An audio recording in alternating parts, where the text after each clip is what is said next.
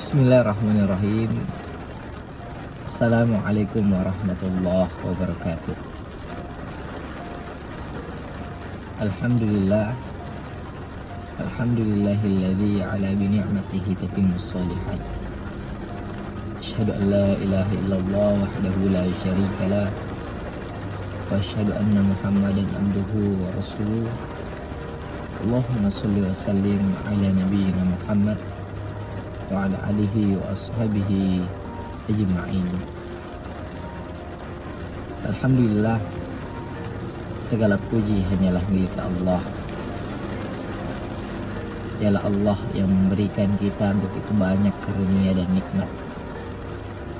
Nikmat iman, nikmat Islam, nikmat sehat, ukhuwah, yang semuanya merupakan karunia yang Allah berikan kepada kita yang tidak mampu kita hitung.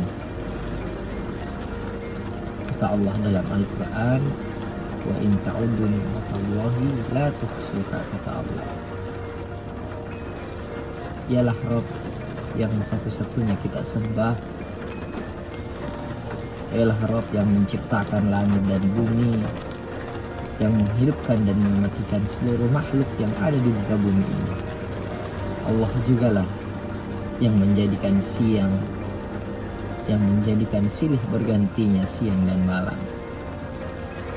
Kaum muslimin, muslimat, pemirsa dimanapun berada, alhamdulillah,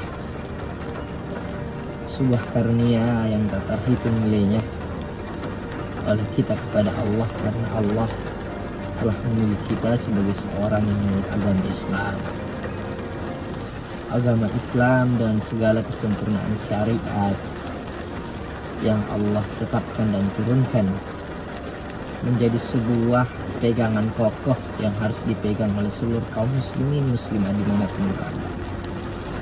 Tentu dalam hal ini tidak hanya yang sifatnya hablum minallah, akan tetapi pun juga aturan-aturan, rambu-rambu tentang bagaimana bersikap kepada sesama manusia, hablum minannas, pun Allah juga telah tetapkan. Saking sempurnanya syariat yang dimiliki oleh agama kita yang mulia ini, Masya Allah. Kaum muslimin muslimat rahimakumullah, di dalam Al-Quran di surah An-Nisa ayat ke-9, Allah subhanahu wa ta'ala menasihati kita, memberikan nasihat yang sangat indah kepada kita semua tentang bagaimana manusia itu diperintahkan agar memperhatikan generasi-generasi yang nantinya akan melanjutkan tongkat kehidupan setelah mereka wafat nantinya. Masya Allah, saking perhatiannya Allah kepada generasi-generasi yang akan datang. Karena kita semua tahu jamaah sekalian bahwa baik buruknya agama bangsa kita, negara kita ke depan, itu tergantung bagaimana generasi muda yang ada pada saat ini. Jika generasi muda yang ada pada saat ini kita lihat sering ke masjid, menghafalkan Al-Quran, membaca Al-Quran, giat belajar, melakukan hal-hal kebaikan, ya, maka ke depan insya Allah, ya, apa yang kita tuai sekarang, apa yang kita tanam sekarang, itu yang akan kita tuai nantinya.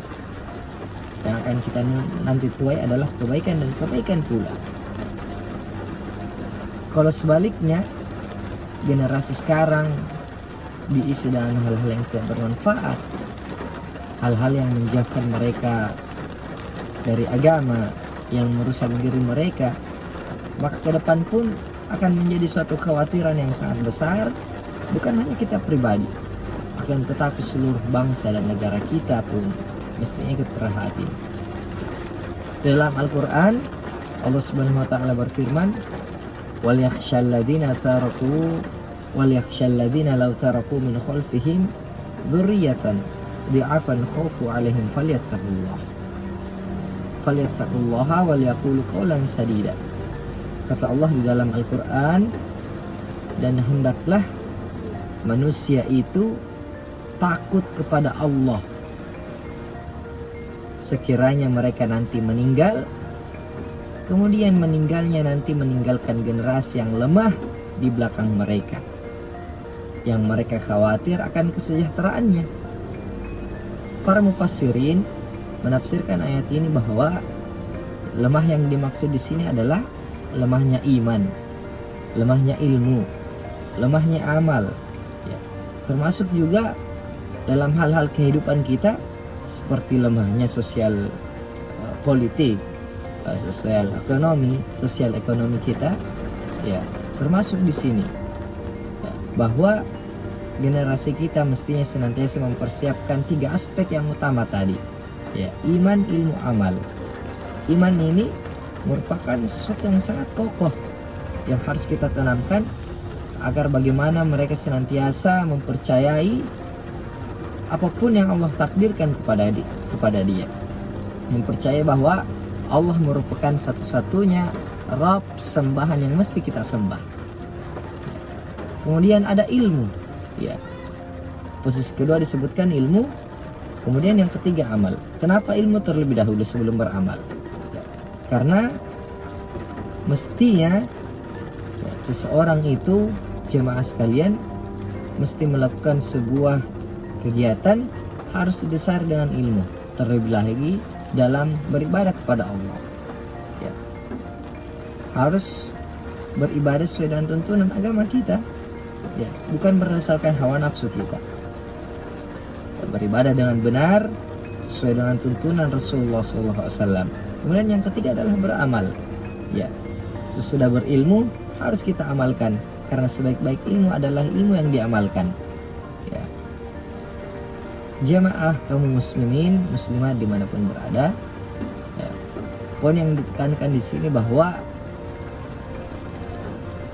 ayat ini memperintahkan bahwa bagaimana supaya kita senantiasa memperhatikan generasi muda yang senantiasa ulet bekerja, ya, ulet dalam menuntut ilmu, ulet dalam beribadah. Sebagaimana Rasulullah mencerminkan, di samping beliau diutus sebagai seorang nabi, ya, pembawa risalah keumatan yang menunjuki manusia kepada jalan yang benar, ya. Kemudian beliau pun merupakan mencontohkan bagaimana melakukan sebuah kehidupan yang kehidupan ini tertata dengan baik, yang nantinya bahkan menjadi contoh bagi umat-umat setelah beliau, ya. Bagaimana Rasulullah berdagang misalkan, kalau usianya di umur 12 tahun, ya, beliau telah menumbuhkan jiwa-jiwa dagang mereka, jiwa-jiwa dagangnya. Kemudian sampai di usia 17 tahun, ya, beliau ikut pamannya Abu Talib untuk berangkat ke negeri Syam, ya. Beliau merupakan seorang yang ulet sangat luar biasa, Masya Allah. Karena di samping beliau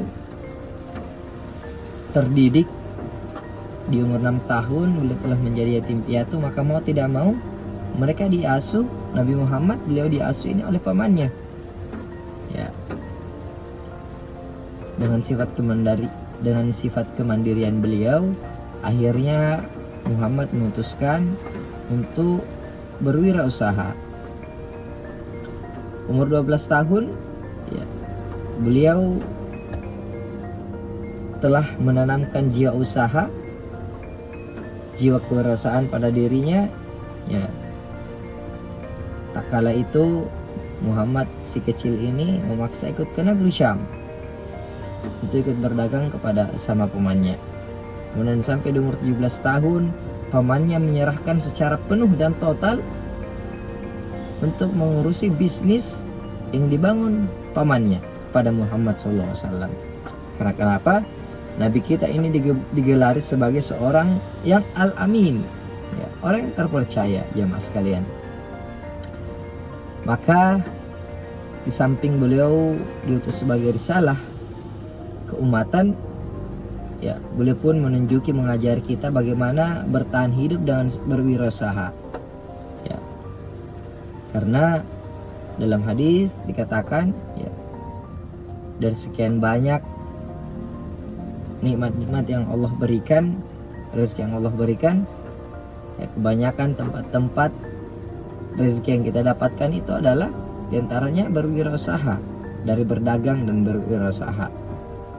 Ya, begitupun yang dicontohkan oleh seorang tokoh ulama karismatik, seorang pendiri organisasi terbesar yang ada di Indonesia, ya Kiai Haji Ahmad Dahlan yang mendirikan Muhammadiyah. Beliau pun mencontohkan ya, bagaimana menumbuhkan jiwa wirausaha itu ya, tanpa selalu mau bergantung kepada orang lain. Ya. Saya ingin menutup pertemuan kita pada kesempatan yang mulia ini, pemirsa sekalian, dengan sebuah kisah bagaimana Kiai Haji Ahmad Dahlan itu terlihat jiwa kewirausahaannya ketika sedang berada dalam fase-fase yang sulit dalam menyelamatkan Muhammadiyah ini, membawa Muhammadiyah ke kondisi yang lebih baik. Ya. Suatu waktu Ahmad Dahlan memukul beduk yang ada di dekat rumahnya. Kemudian para masyarakat sekitar di kampung Kauman ini heran dan terkejut. Singkat cerita, mereka pun berkumpul. Mereka berkumpul di rumah Ahmad Dahlan. Sampainya di sana, kemudian Ahmad Dahlan ini ya menginformasikan kepada seluruh warga Kauman yang berada pada saat itu. Beliau menginformasikan bahwa Muhammadiyah saat ini membutuhkan dana ya, karena ingin menggaji karyawannya, ya guru-guru pada saat itu yang telah berkhidmat di Muhammadiyah. Maka Ahmad Dahlan pun karena tidak punya kas di Muhammadiyah, ya maka dia dengan kelapangan dada berjuang ya, melelang semua barang miliknya yang ada di rumahnya. Namun ada sesuatu yang unik, pemirsa sekalian, ya ketika telah membayar barang yang akan dibeli, ya, para pembeli ini tidak membawa pulang barang yang telah ia beli. Ya.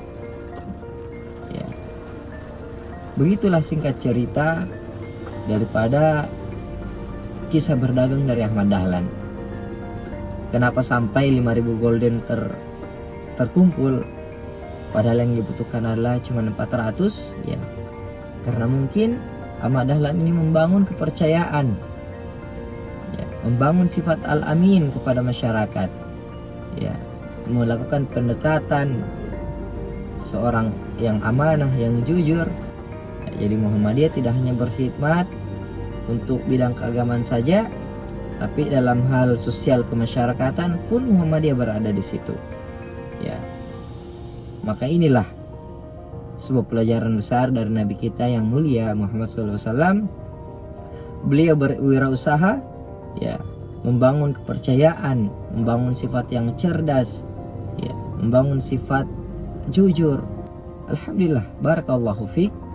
Sekilas pelajaran singkat tentang bagaimana kita mengupas sedikit kisah perjalanan Nabi Muhammad tentang berdagang, kemudian bagaimana Kiai Haji Ahmad Dahlan pun dalam berwirausaha. Semoga dengan sedikit sharing session ini bisa menambah wawasan keilmuan kita, menambah wawasan khazanah keilmuan kita, dan semoga Allah senantiasa mengokohkan, mengistiqomahkan kita di dalam ketaatan dan kebaikan. Barakallahu fiik. Akhirul kalam, nun wal qalam ya ma yasturun. Wassalamualaikum warahmatullahi wabarakatuh.